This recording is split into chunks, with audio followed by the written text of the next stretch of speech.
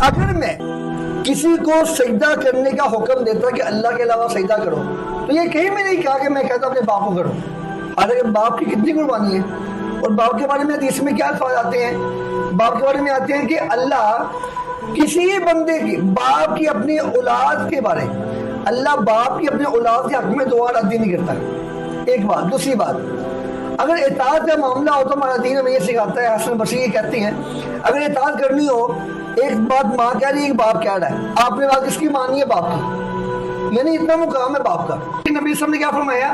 جو باپ ہے وہ جنت کا دروازہ ہے. نمبر 4, قرآن کہتا ہے کہ اگر دونوں میں سے ایک بوڑھا ہو جائے, یہ دونوں ہو جائیں, ٹھیک ہے, یعنی قرآن نے بھی دونوں کے بارے میں. پھر حدیث میں کیا آتا ہے کہ اس سے بڑا لعنتی کون ہو سکتا ہے جس کو اللہ کا پیغمبر بد دعا دے رہے ہیں, جبریل بد دعا دے رہا ہے کہ بوڑھے والدین ہیں اس کے اور بوڑھے والدین ان کی وہ خدمت نہیں کر رہا اور جنت نہیں لے رہا بوڑھے والدین کی زندگی کے اندر. اس سے بڑا لعنتی کون ہو سکتا ہے کہ اللہ کے رسول کی بد دعا, جبریل کی بد دعا.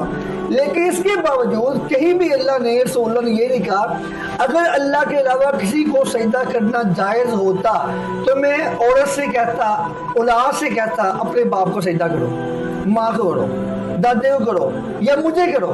نہیں, میں اگر اللہ کے علاوہ کسی کو سجدہ کرنا جائز ہوتا میں عورت کو حکم دیتا اپنے خاوند کو سجدہ کرو. یعنی اگر آپ کو فیصلہ کرنا پڑ جائے, ڈیسائیڈ کرنا پڑ جائے, ایک طرف والدین ہے ایک طرف شوہر ہے, تو کس کو دیکھنا ہے؟ شوہر کو دیکھنا ہے.